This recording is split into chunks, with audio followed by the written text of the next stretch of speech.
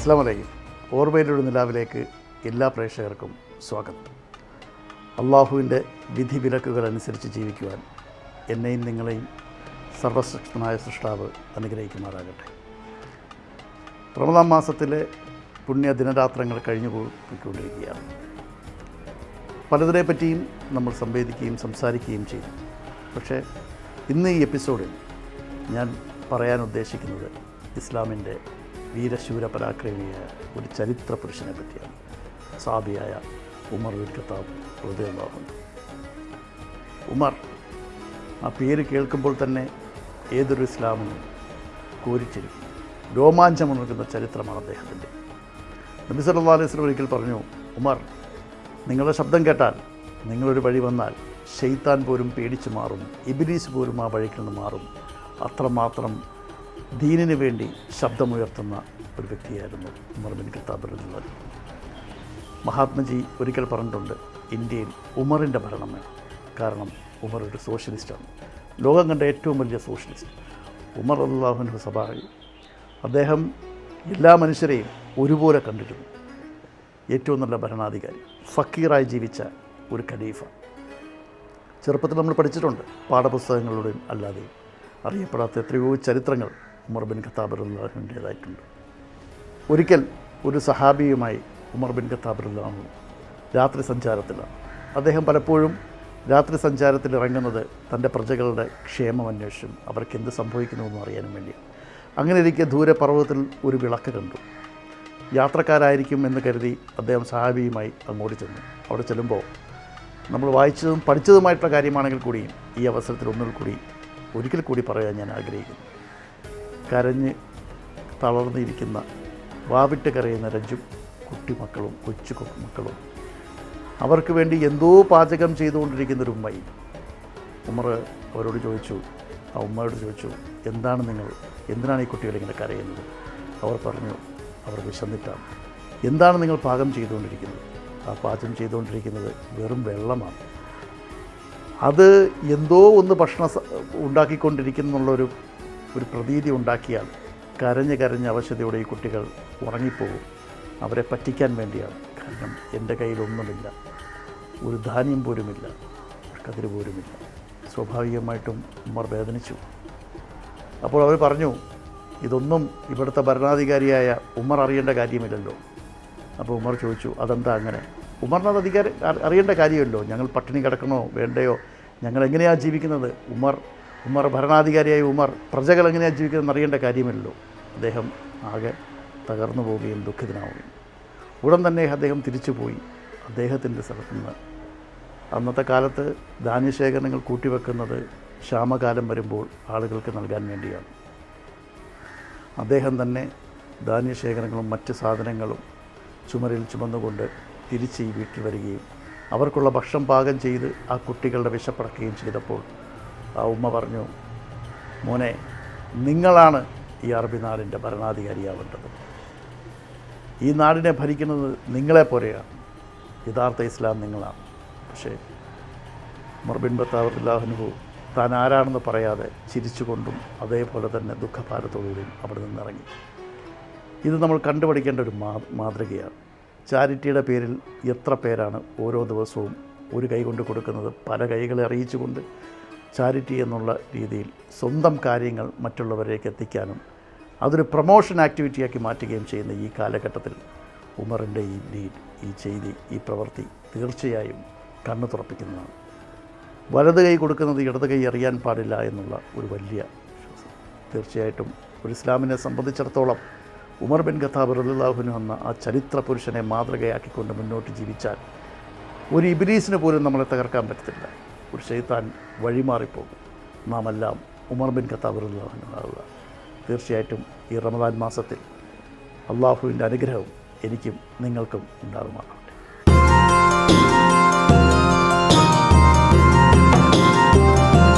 അസ്സലാമു അലൈക്കും. ഓർമ്മയിൽ ഒരു നിലാവ് റിയാദിൽ നിന്ന് ഇന്നത്തെ എപ്പിസോഡ് ആരംഭിക്കുകയാണ്. എന്നോടൊപ്പമുള്ള അതിഥി റിയാദിൻ്റെ സാമൂഹ്യ സാംസ്കാരിക മെഡിക്കൽ രംഗത്ത് നിറഞ്ഞു നിൽക്കുന്ന CP മുസ്തഫ സാഹിബാണ്. KMCCയുടെ റിയാദ് പ്രസിഡൻ്റാണ്. ഒരുപാട് അനുഭവ സമ്പത്തുള്ള അദ്ദേഹത്തെ വളരെ ആദരവോടെ സ്നേഹത്തോടെ നമുക്ക് ഈ എപ്പിസോഡിലേക്ക് സ്വാഗതം ചെയ്യാം. അസ്സലാമു അലൈക്കും. വലൈക്കും അസ്സലാം. വലിയ സന്തോഷമുണ്ട് മുസ്തഫ സാഹിബിനെ എപ്പിസോഡിൽ പരിചയപ്പെടുത്താൻ. കാരണം ഏകദേശം 4 പതിറ്റാണ്ടായി അല്ലേ? അതെ, 40 വർഷം പ്രവാസി ജീവിതം. മലപ്പുറം, തിരൂരങ്ങാടി, ചെമ്മാട്. ഭയങ്കരമായ ഒരു മടിയനായിരുന്നു. കാരണം ജോലി ചെയ്യാൻ ഭയങ്കര മടിയുള്ള ഒരാളായിരുന്നു. ജോലി ചെയ്യുക എന്നുള്ളത് പല സ്ഥലങ്ങളിലും എന്നെ ജോലിക്ക് കൊണ്ടുപോയാക്കും. പക്ഷെ ആ ജോലിയൊക്കെ ഒഴിവായി പോരും. കാരണം ശമ്പളം വളരെ കുറച്ചുള്ള ശമ്പളമാണ് അന്നത്തെ കാലത്ത് ഉള്ളത്. പക്ഷേ എനിക്ക് ആ ജോലിയൊന്നും ശരിയാവില്ല. ആ ജോലിയിൽ നിന്ന് നേരെ പിന്നെ സ്വന്തമായി എന്തെങ്കിലും തുടങ്ങണം എന്നുള്ള ചിന്താഗതി അന്ന് കാലത്ത് തന്നെ ഉണ്ടായി. അങ്ങനെ പല ബിസിനസ്സുകളും. അപ്പോൾ ഇൻവെസ്റ്റ്മെൻ്റ് ഒക്കെ പിന്നെ വാപ്പ പ്രവാസിയായതുകൊണ്ടല്ല, അല്ലാതെ തന്നെ എൻ്റെ ഒരുപാട് കുടുംബങ്ങൾ ജിദ്ദയിൽ അന്ന് ഉണ്ട്. വാപ്പാൻ്റെ ജ്യേഷ്ഠ മക്കളും ഒരുപാട് ഞങ്ങൾ വലിയൊരു കുടുംബമാണ്. ഞങ്ങളെ ഫാമിലി എന്ന് പറഞ്ഞാൽ കുടുംബ പേരെന്താ? ചക്കിപ്പറമ്പ് എന്ന് പറഞ്ഞാൽ പിന്നെ വാര്യൻകുന്നത്ത് കുഞ്ഞോമദാജിൻ്റെ ഫാമിലിയാണ്. ഓ, അത് ശരി. 1.5 വർഷമായപ്പോൾ നാട്ടിലേക്ക് പോയി. പിന്നീട് വേറൊരു വിസയിലേക്ക് റിയാദിലേക്ക് വരുന്നത്. ആ റിയാദിൽ വന്നിട്ടും പിന്നെ ആ ജിദ്ദിനോടുള്ള ഒരു മൊഹബത്ത് കൊണ്ട്, കാരണം ജിദ്ദ എല്ലാവരും ജിദ്ദയിലായിരുന്നു. ജിദ്ദയിലേക്ക് പോയി. അവിടുന്ന് 1 വർഷം കഴിഞ്ഞ് വീണ്ടും റിയാദിലേക്ക് തന്നെ വന്നു. അപ്പോഴും ജോലി ചെയ്യണം എന്നുള്ള ചിന്താഗതി ഇല്ല. അന്ന് വിസക്ക് ഇക്കാമ അടിക്കാനൊക്കെ ക്യാഷ് വേണം, കഫീലിന് കൊടുക്കണം. ആ ഒരു കാലഘട്ടങ്ങളിൽ അതൊക്കെ കഴിഞ്ഞു. പിന്നീട് 4.5 വർഷം കഴിഞ്ഞ് ഇവിടുന്ന് പോയതിന് ശേഷമാണ് കല്യാണം. പിന്നെ വിസ ഫീൽഡിലേക്ക് ഇറങ്ങി. കച്ചവടം. ശരി, വിസ കച്ചവടം ഏറ്റവും പെട്ടെന്ന് കാശ് ഉണ്ടാക്കുക എന്നുള്ള മാർഗ്ഗമാണല്ലോ. അപ്പൊ ആ മാർഗത്തിലൂടെ കുറെ വേർക്കും വേണ്ട. അതിന് ഭീമമായ സംഖ്യ നഷ്ടമൊക്കെ വന്നു. ഒരുപാട് പ്രയാസങ്ങളൊക്കെ ഉണ്ടായി ആ കാലത്ത്. പിന്നെ അടുത്ത സ്റ്റെപ്പ് എന്തായിരുന്നു? പിന്നുള്ള സ്റ്റെപ്പ് ക്ലിനിക്കിലേക്ക് ആയിരുന്നു. ഇതിനോടൊപ്പം തന്നെ ഇവിടെ മുസ്തഫ സാഹിബിനെ ഏറ്റവും കൂടുതൽ അറിയപ്പെടുന്ന സാമൂഹ്യ രംഗത്ത് ഒരുപാട് നിറഞ്ഞു നിൽക്കുന്നുണ്ട്. KMCCയുടെ റിയാദിന്റെ പ്രസിഡന്റാണ്. KMCCയുടെ ആക്ടിവിറ്റീസും കാര്യങ്ങളൊക്കെ ഒന്ന് KMCC എന്ന് പറഞ്ഞാൽ ഇപ്പോൾ പ്രത്യേകിച്ച് ആർക്കും പറയേണ്ട ആവശ്യമില്ല. കാരണം ഇന്ന് ഗൾഫ് മേഖലയിൽ എന്തെങ്കിലും ഒരു ജീവകാരുണ്യ പ്രവർത്തനം അല്ലെങ്കിൽ എന്തെങ്കിലും ഒരു ആൾക്ക് എന്തെങ്കിലും സംഭവിച്ചാൽ, ഒരു മരണപ്പെടുക അല്ലെങ്കിൽ വേറൊരു ഹോസ്പിറ്റൽ കേസ്, എന്ത് കേസാണെങ്കിലും ആദ്യം വിളി വരുന്നത് KMCCക്കാർക്കായിരിക്കും. കോവിഡ് കാലത്ത് വലിയ സർവീസ് കിട്ടി കാണുമല്ലോ. കോവിഡ് കാലത്താണ് ഞങ്ങൾ സത്യത്തിൽ KMCCൻ്റെ ആവശ്യം ജനങ്ങൾക്ക് മനസ്സിലായത്. ഹെൽപ്പ് ലൈൻ നടിച്ചില്ല ആദ്യ പേരിൽ എൻ്റെ ഫോൺ നമ്പർ. അപ്പോഴും എംബസി പോലും എൻ്റെ നമ്പറാണ് കൊടുത്തിരുന്നത്. ആർക്കെങ്കിലും ഭക്ഷണത്തിന് ആവശ്യപ്പെട്ട് എംബസിക്ക് വിളിച്ചാൽ, കാരണം നിങ്ങൾക്കറിയാം ഭയങ്കര ഭീകരമായ ഒരു സംഭവമാണ്. മാത്രമല്ല പുറത്തിറങ്ങാൻ പറ്റില്ലല്ലോ ആളുകൾക്ക്. ഇവിടെ കർഫ്യൂ എന്ന് പറഞ്ഞാൽ നാട്ടിലെ കർഫ്യൂ പോലെയല്ല. ഇവിടുത്തെ ഭയങ്കര സ്ട്രിക്റ്റ് ആണെന്നുണ്ടെങ്കിൽ പുറത്തിറങ്ങാൻ പറ്റില്ല. പക്ഷേ ഞാനൊരു ഹോസ്പിറ്റലും കൂടി ഉള്ളതുകൊണ്ട് എനിക്ക് ഈ ഹോസ്പിറ്റലിൽ ലെറ്റർ ഉള്ളതുകൊണ്ട് കൂടി പോകും. ആ സമയത്തൊക്കെ ഈ ആളുകൾ ആസ്പത്രിയിൽ എത്തിക്കണം വലിയൊരു പ്രയാസമായിരുന്നു. പിന്നെ തീർച്ചയായിട്ടും പ്രയാസം എന്ന് പറഞ്ഞാൽ MOHൻ്റെ ആംബുലൻസ് പോലും ബിസിയാണ്. കാരണം എല്ലായിടത്തും വിളി ചെല്ലുകയാണല്ലോ. കാരണം ഒന്ന് ചെറുതായി ചുമച്ചാൽ പോലും റൂമിൽ നിന്ന് ഉള്ളൊരു സംശയത്തോടു കൂടി നോക്കുന്ന ഒരു സമയമാണ്. ആ കോവിഡിൻ്റെ സമയത്ത് വല്ലാത്തൊരു അനുഭവം എന്ന് പറഞ്ഞാൽ ഇപ്പോഴും അത് പറയുമ്പോൾ സത്യത്തിൽ കണ്ണ് നിറഞ്ഞു പോകും. ഇവിടെ 1-2 വർഷമല്ല, 40 വർഷമായി മുസ്തഫ സാഹിബ് ജീവിക്കുന്നു. തീർച്ചയായിട്ടും കുടുംബസമേതം സുഹൃത്തുക്കളായിട്ട്. ഇവിടുത്തെ സൗദി അറേബ്യയെ കുറിച്ച് പറയുമ്പോൾ താങ്കളുടെ വാക്കുകളിലൂടെ. സൗദി അറേബ്യനെ കുറിച്ച് പറയുമ്പോൾ ഈ രാജ്യം നമ്മൾ എപ്പോഴും പറയുന്ന അന്നം തരുന്ന നാടാണല്ലോ, ചരിത്രം ഉറങ്ങുന്ന നാടാണ്. ചരിത്രം. കാരണം നമ്മുടെ നാട്ടിൽ തൊട്ടടുത്ത സംസ്ഥാനത്ത് നിന്ന് വരുന്ന ആളുകളെ പോലും നമ്മൾ കാണുന്ന വേറെ കണ്ണുണ്ട്. ഞാൻ എപ്പോഴും ആളുകളോട് പറയല് അങ്ങനെ കാണരുതെന്നാണ്. കാരണം എന്താ പറയുക, അവരെ വീട്ടിൽ കുടുംബത്തിനെ പോറ്റാൻ വേണ്ടി. അതേപോലെയാണ് ഈ ഗൾഫിൽ നമ്മളിവിടെ കുടുംബത്തെ പോറ്റിയാണ് നമ്മൾ ഈ നിലയിലൊക്കെ ഇവിടെ എത്തിയത്. ഒരു പ്രവാസി എന്ന നിലയിൽ തിരിഞ്ഞു നോക്കുമ്പോൾ വളരെ ഹാപ്പിയാണല്ലേ? തീർച്ചയായിട്ടും. കാരണം നമുക്കിപ്പോൾ ഈ കാണുന്ന ഈ രൂപമുണ്ട്, നമ്മൾ നാട്ടിലാണെന്നുണ്ടെങ്കിൽ ഒരു 100% വയസ്സനായിരിക്കും. ഇവിടെ ആകുമ്പോൾ നമുക്ക് എപ്പോഴും ചെറുപ്പമായി ഇരിക്കാൻ തോന്നും. പിന്നെ മാത്രമല്ല നമ്മൾ എപ്പോഴും പ്രവർത്തിക്കുന്നത് യുവാക്കളെ കൂടെയാണ്.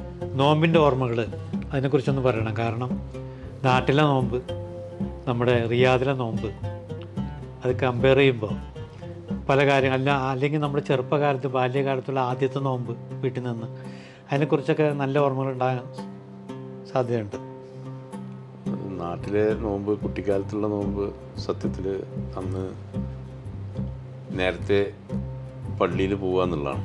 നോമ്പ് എടുത്ത ദിവസങ്ങളിൽ വളരെ ചെറുപ്പത്തിൽ തന്നെ നോമ്പെടുക്കാൻ ശീലിച്ച ഒരു കുടുംബത്തിലായതുകൊണ്ട് തന്നെ നോമ്പ് തുറ പള്ളിയിലായിരിക്കും? അല്ലല്ല, നോമ്പ് തുറ പള്ളിയിലല്ല, വീട്ടിൽ തന്നെ ആയിരിക്കും. പക്ഷേ അന്നത്തെ കാലത്ത് നോമ്പ് തുറ പള്ളിയിലൊന്നും ഇല്ലാത്ത കാലഘട്ടം.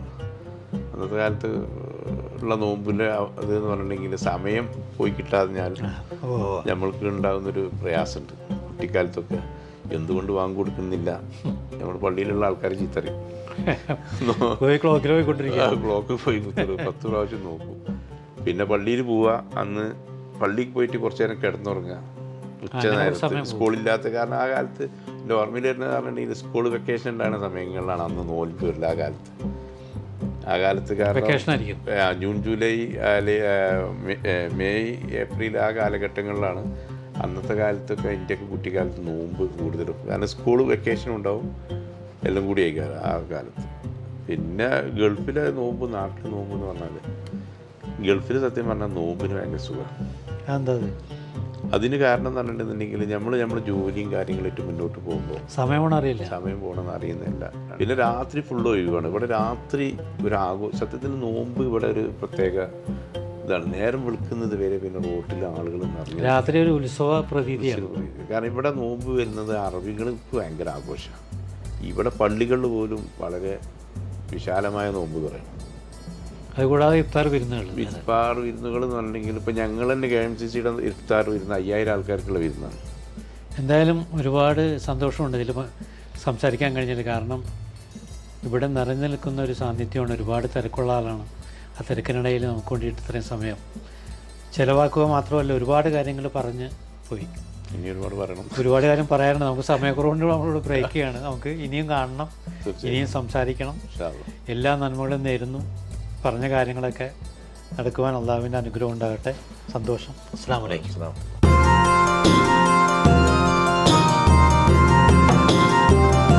അസ്സലാമു അലൈക്കും. ഓർമ്മയിൽ ഒരു നിലാവ് ഇന്ന് റിയാദിൽ നിന്നും എന്നോടൊപ്പം പയ്യന്നൂർ നിന്നുള്ള അബ്ദുൽ മജീദ് സാഹിബാണ്. ഏകദേശം 4 പതിറ്റാണ്ടായി പ്രവാസി ജീവിതം നയിക്കുന്ന ഒരുപാട് ജീവിതാനുഭവങ്ങളുള്ള മജീദ് കയെ വളരെ ആദരവോടെ സ്നേഹത്തോടെ ഇന്നത്തെ എപ്പിസോഡിലേക്ക് നമുക്ക് സ്വാഗതം ചെയ്യാം. അസ്സലാമു അലൈക്കും. വലൈക്കും അസ്സലാം വറഹ്മത്തുള്ളാഹി വബറകാതുഹു. അറബി രാഷ്ട്രങ്ങളിലെ ഏറ്റവും സമ്പന്ന രാജ്യമെന്ന് വേണമെങ്കിൽ ഇപ്പോൾ പറയാം സൗദി അറേബ്യ. തീർച്ചയായിട്ടും ഏറ്റവും വിസ്തൃതമായ രാജ്യം അല്ലേ? അതെ അതെ. ആ സൗദിയുടെ മണ്ണിൽ 40 വർഷം, 4 പതിറ്റാണ്ട്. അൽഹംദുലില്ലാഹി റബ്ബിൽ ആലമീൻ. ഒരു സന്തോഷമാണ്. ഏത് വീട്ടിൽ ചെന്ന് കഴിഞ്ഞാലും അദ്ദേഹം ഒരു പ്രവാസിയാണെന്ന് പറയുന്നത് ഒരു വലിയ സന്തോഷമുള്ള കാലമാണ്. ഞാനൊരു ഇലക്ട്രീഷ്യനാണ്, പ്ലംബറാണ് നാട്ടിൽ. ഇതൊക്കെ ചെയ്ത് പിന്നെ ഡ്രൈവിങ്. വാപ്പാൻ്റെ ഒരുപാട് തൊഴിൽ പഠിപ്പിച്ചത്. അന്ന് വിദ്യാഭ്യാസത്തേക്കാൾ കൂടുതൽ റഹീം സാഹിബ് എൻ്റെ കാലഘട്ടത്തിൽ തൊഴിൽ പഠിപ്പിക്കുക എന്നുള്ളതാണ് കുടുംബനാഥൻ ചെയ്യുന്നത്. എൻ്റെ വാപ്പാക്കറിയുന്ന തൊഴിൽ എന്നെ പഠിപ്പിച്ചിരുന്നു. വാപ്പ ടൈലർ ആയിരുന്നു. ഞങ്ങൾക്ക് സൈക്കിൾ ഷാപ്പ് ഉണ്ടായിരുന്നു. ഞങ്ങൾക്ക് ഈ ലൈറ്റ് ആൻഡ് സൗണ്ടിൻ്റെ ഇതുണ്ടായിരുന്നു സിപ്പ്. അപ്പോൾ അതിലൊക്കെ ഞാൻ ഈ ടെക്നിക്കലായിട്ട് കുറച്ച് പഠിച്ചതുകൊണ്ട് ഇവിടെ വന്ന് ഒരു 3 മാസം ഒരാളുടെ കീഴിൽ ശമ്പളം ഇല്ലാതെ ജോലി ചെയ്തു. പെട്രോൾ പമ്പ് മെക്കാനിക്ക് പഠിക്കാൻ. അതെനിക്കൊരു ഹരമായിരുന്നു. അന്ന് ഞാൻ ആത്മാർത്ഥമായി പണിയെടുക്കും. ഞാൻ രാവൊന്നോ പകലൊന്നും ഇല്ലാതെ ഇവിടുന്ന് ഗരിയാത്തിലേക്കൊക്കെ പോകും. എന്നോട് ഡോക്ടർ പറഞ്ഞത് ചിലപ്പം ഇത് ആശ്രയമായിട്ട് മാറാൻ സാധ്യതയുണ്ട്, ഇത് തന്നെ കണ്ടിന്യൂ ചെയ്യണം. അങ്ങനെയാണ് അവിടെ നിന്ന് മാറി പിന്നെ ഒരു കമ്പനിയിൽ പ്രഭാവി എന്ന് പറഞ്ഞ കമ്പനിയിൽ ജോലി ചെയ്യുന്നു. ആദ്യകാല പ്രവാസികളായിട്ട് ആരുമായിട്ട് സംസാരിച്ചാലും ആദ്യം കയറുന്ന ഒരു ജോലിക്കായിരിക്കും. പിന്നെ ആ ജോലിയിൽ നിന്ന് പഠിച്ച അനുഭവ സമ്പത്ത് കൊണ്ട് ബിസിനസ് രംഗത്തോട്ട് ഇറങ്ങിയാണ്. ഇന്ന് റിയാദിൽ അറിയപ്പെടുന്ന ഒരു ബിസിനസ്സുകാരനാണ് താങ്കൾ. എങ്ങനെയായിരുന്നു ബിസിനസ്സിൻ്റെ ഒരു തുടക്കം? ഞാൻ പറയില്ലേ, ആഗ്രഹിക്കണം. എനിക്ക് എന്നെ വീക്ഷിക്കുന്നവരോട് പറയാനുള്ളത്, നമ്മൾ ആഗ്രഹങ്ങൾ വെക്കണം മനസ്സിൽ. അത് തീർച്ചയായും പടച്ച തമ്പുരാനാണ്. ഞാൻ പറയുന്നത് ഇവിടെ ഏറ്റവും കൂടുതൽ പ്രവാസികളെ സംരക്ഷിച്ച ഒരു ഭരണാധികാരികൾ, അത് ഇവർക്ക് എത്ര അള്ളാഹ് നമ്മൾ ശുക്ർ പറഞ്ഞു കഴിഞ്ഞാലും ഇവർക്ക് വേണ്ടി നമ്മൾ പ്രാർത്ഥിക്കണമെന്നാണ്. ഇത്രയും ഈ 40 വർഷം നമ്മളെയൊക്കെ ജീവിക്കാൻ അവർ അനുവദിച്ചില്ലേ? നമുക്ക് വേണ്ടുന്ന എല്ലാ സൗകര്യങ്ങളും അവർ തന്നില്ലേ? എന്നിട്ട് പിന്നെ ബിസിനസ് രംഗത്ത് ബിസിനസ്സിൻ്റെ ഒരു സ്പാർക്ക് എങ്ങനെ വേണം മനസ്സിൽ? ബിസിനസ്സിൻ്റെ സ്പാർക്ക് എന്ന് പറഞ്ഞു കഴിഞ്ഞാൽ ഞാനിങ്ങനെ ചെയ്തുകൊണ്ടിരിക്കുമ്പോൾ സുൽഫെക്സ് കമ്പനി അറിയില്ലേ?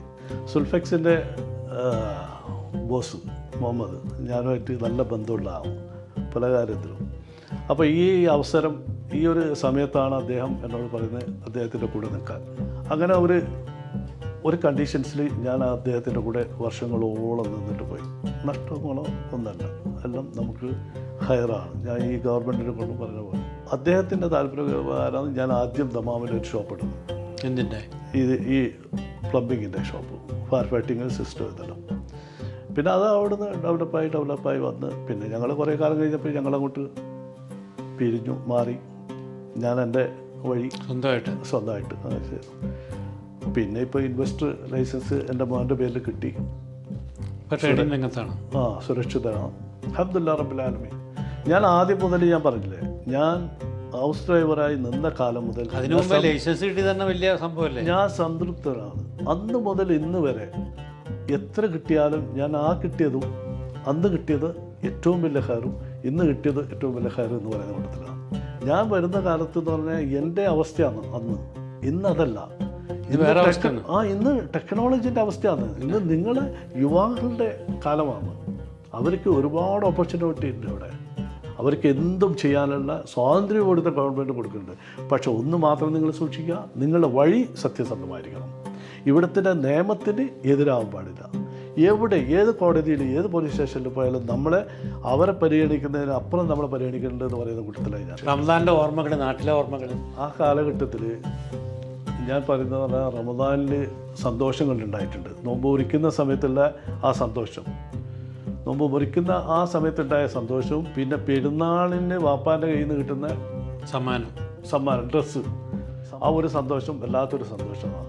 മറ്റ് നമ്മുടെ ജീവിത രീതി അന്നത്തെ കാലഘട്ടത്തിലെ ആ ദാരിദ്ര്യവും കാര്യങ്ങളും ആലോചിക്കുമ്പോൾ നമുക്ക് പ്രയാസമാണ്. ഇന്ന് നമ്മൾ സുഖലോലുപകരമായിട്ട് ജീവിക്കുന്നു. അന്ന് നമ്മൾ ഭയങ്കര പ്രയാസത്തിലായിരുന്നു. റമദാനിൽ നമ്മൾ പഴയ കാലത്ത് ഇപ്പോൾ കണ്ടുവരുന്നത് എന്ന് പറഞ്ഞാൽ ഇന്നിപ്പോൾ ഈ റമദാന് നോമ്പ് തുറയായിട്ട് സമൂഹം നോമ്പ് തുറയായിട്ട് ഇഫ്താർ അതൊരു ശരിക്കും ആവശ്യമാണ്. പക്ഷെ പലരും ചോദിക്കും, ഇത്രയും കാശ് നിങ്ങൾ ഇവിടെ ചിലവാക്കുന്നത് നിങ്ങൾക്ക് നാട്ടിലായിരിക്കും പാവപ്പെട്ടവർക്ക് കൊടുത്തുകൂടെ എന്നൊക്കെ ചോദിക്കും. ആ ചോദ്യത്തിന് അർത്ഥമില്ല എന്നാണ് പറയുന്നത്. പാവപ്പെട്ടവർക്ക് കൊടുക്കേണ്ടവർക്ക് പാവപ്പെട്ടവർ കൊടുക്കുന്നുണ്ട്.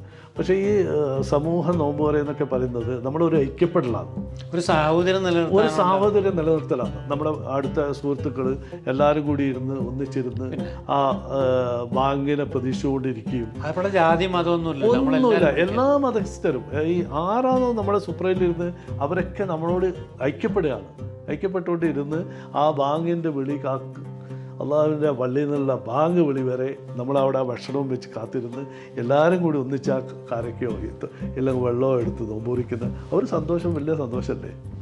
എന്തായാലും മജീദ് സാഹിബായിട്ടുള്ള ഈ സംസാരം നമ്മുടെ സമയക്കുറവുകൊണ്ടാണ് ഇങ്ങനെ സംസാരിച്ചിരിക്കാൻ നല്ല രസമാണ്. കാരണം ചുരുങ്ങിയ വർഷമൊന്നുമില്ല, 4 പതിറ്റാണ്ടാണ്. അപ്പോൾ ഒരുപാട് കാര്യങ്ങൾ വളരെ കൃത്യമായ മീറ്ററിൽ പറഞ്ഞു എന്നുള്ളതാണ്. ഈ തിരക്കിനിടയിൽ ഞങ്ങളോടൊക്കെ സഹകരിക്കാനും ഇത്രയൊക്കെ സംസാരിക്കാനൊക്കെ കഴിഞ്ഞതിൽ സമയം തന്നതിൽ വളരെ നന്ദി പറയുന്നു. ഇനിയും ഒരുപാട് വീഴ്ചകളുണ്ടാകട്ടെ. മക്കളായിട്ടും നേരത്തെ പറഞ്ഞിട്ടും പേരക്കുട്ടികളായിട്ടും സൗദിയുടെ മണ്ണിൽ തന്നെ ഡെവലപ്മെൻറ്റുകൾ ഉണ്ടാകട്ടെ. എല്ലാവിധ ആശംസകളും നേരുന്നു. സ്നേഹം. Thank you. എന്നെ കേട്ടുകൊണ്ടിരുന്ന എല്ലാവർക്കും റമദാൻ ആശംസകൾ നേരുന്നു. അതോടൊപ്പം തന്നെ ലോകത്ത് സമാധാനമുണ്ടാവട്ടെ എന്ന് പ്രാർത്ഥിക്കുന്നു. നിങ്ങളുടെയൊക്കെ പ്രാർത്ഥനയിൽ ലോക സമാധാനത്തിനും ലോകത്തിലെ എല്ലാ ജീവികൾക്കും സമാധാനവും ഐശ്വര്യവും ഉണ്ടാവട്ടെ എന്ന് പ്രാർത്ഥിക്കുക. ലോകം നന്നായാലല്ലേ നമ്മളും നന്നാവും. ലോകം മുഴുവൻ നന്നാവട്ടെ, അതിനുവേണ്ടി പ്രാർത്ഥിക്കാം. ഈ അവസരം തന്ന ദർശന ടി വിക്കും എൻ്റെ പ്രിയപ്പെട്ട റഹ്മാൻ സാഹിബിനും നന്ദി അറിയിക്കുന്നു. എല്ലാവിധ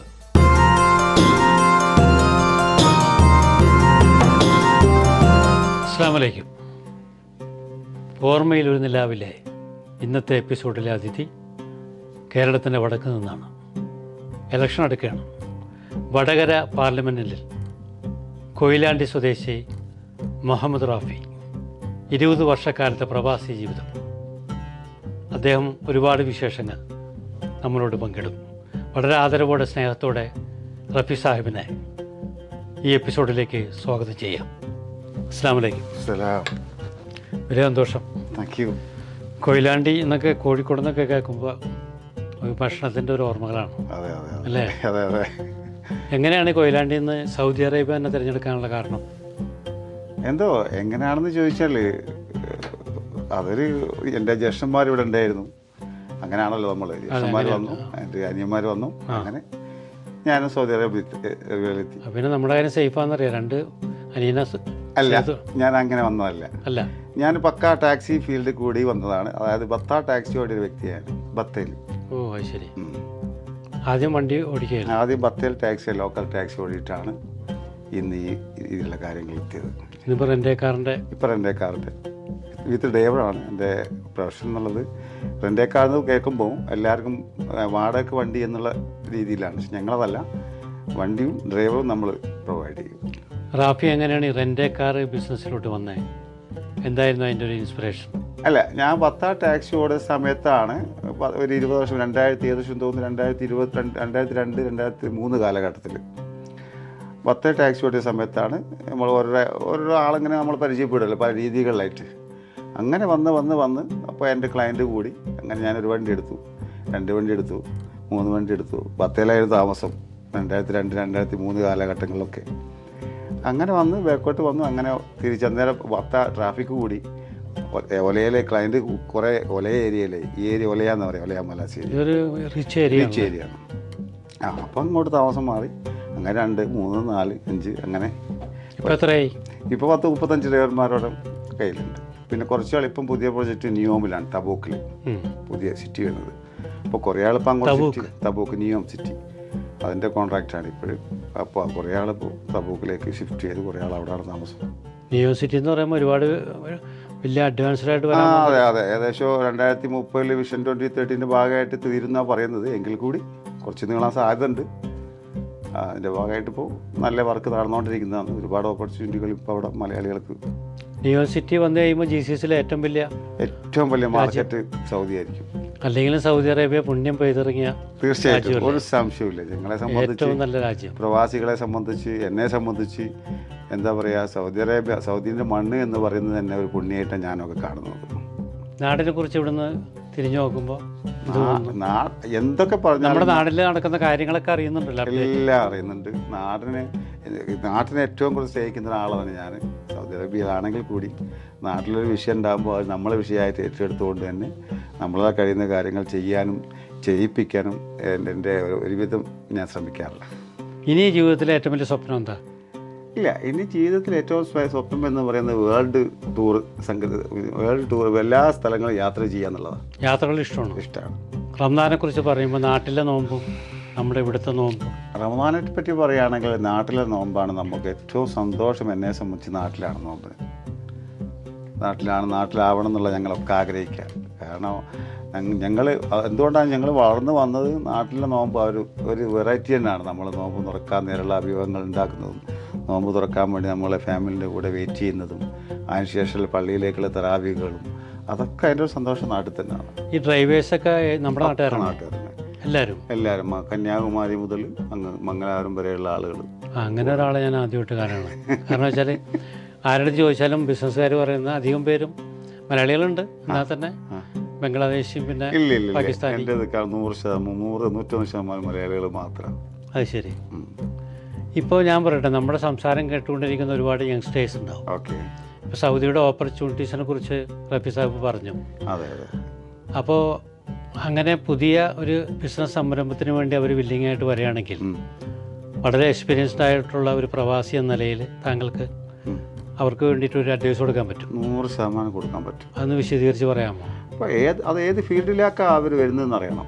എനിക്കിപ്പോൾ പറയാൻ പറ്റുക ട്രാൻസ്പോർട്ടേഷൻ ഫീൽഡാണെങ്കിൽ, ലോജിസ്റ്റിക് ഫീൽഡാണെങ്കിൽ എനിക്ക് 100% പറയാൻ പറ്റും. കാരണം 2034 വരെ സൗദി അറേബ്യനെ സംബന്ധിച്ചിടത്തോളം ഒരു വൻ കുതിച്ചുചാട്ടം തന്നെ വരാൻ പോവാണ്. അതിൽ ഇൻവെസ്റ്റ് ചെയ്യാൻ പറ്റുന്ന ആളുകളൊക്കെ ഇൻവെസ്റ്റ് ചെയ്യാൻ ഒരിക്കലും നമ്മൾ ബാക്കോട്ട് തിരിഞ്ഞ് നോക്കേണ്ടി വരില്ല. 100% ഉറപ്പാണ്. കുടുംബത്തെക്കുറിച്ച് പറയുമ്പോൾ കുടുംബം 5 മക്കളാണ്. ഒരാളെ ഇവിടെ ഉള്ളൂ, ബാക്കി 4 ആൾ നാട്ടിലാണ്. വാപ്പമ്മനെ കുറിച്ചൊക്കെ ഒന്ന് പറയുമോ? വാപ്പമ്മ വളരെ സന്തോഷം. ഇപ്പം നാട്ടിലാണ് എല്ലാവരും. വാപ്പാക്കൊരു 75 വയസ്സായി, ഉമ്മാക്കൊരു 60 വയസ്സായി. എന്തായിരുന്നു ബിസിനസ്സാണ്? വാപ്പ സ്കൂളായിരുന്നു, ഹൈസ്കൂൾ ക്ലർക്കായിരുന്നു. അതിനുശേഷം വാപ്പ റിട്ടയർഡായി. ആ ജോലി ജ്യേഷ്ഠന് കൊടുത്തു, മൂത്ത ജ്യേഷ്ഠന്.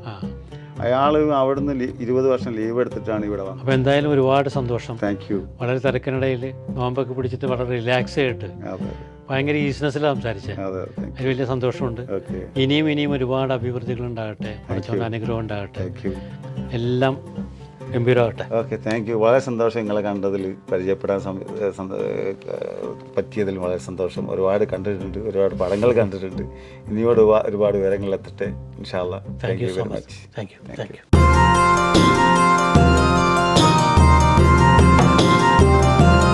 ഓർമ്മയിലൊരു നിലാവിൻ്റെ ഈ എപ്പിസോഡ് ഇവിടെ പൂർണ്ണമാവുകയാണ്.